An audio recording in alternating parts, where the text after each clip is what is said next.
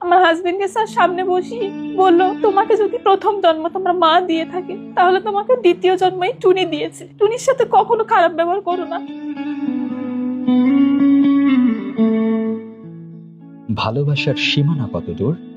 জীবন বাজি রাখার গল্প তো অনেক শোনা যায়, কিন্তু নিজের শরীরের রক্তে মাংসে গড়া জীবন্ত একটি অঙ্গ দান করার নজির কজনই বা রাখতে পারে?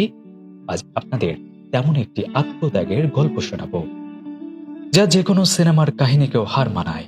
এই গল্প উম্মে শাহিনা টুনির, এক জীবন্ত কিংবদন্তির গল্প, যার ভালোবাসার প্রতিদান তাকে দাঁড় করিয়েছে এক নির্মম বাস্তবতার সামনে। ৩৫ বছর বয়সী উম্মে শাহিনা টুনি, যে নারী এক স্বামীকে ভালোবেসে নিজের শরীরের একটি কিডনি অবলীলায় দান করে দিয়েছেন।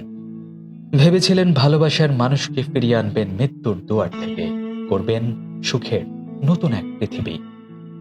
কিন্তু সেই পৃথিবীর ভিত যে বিশ্বাসঘাতকতার চোরা বালিতে তৈরি হয়েছিল, তা তিনি ক্ষুণ্ণাক্ষরে টের পাননি।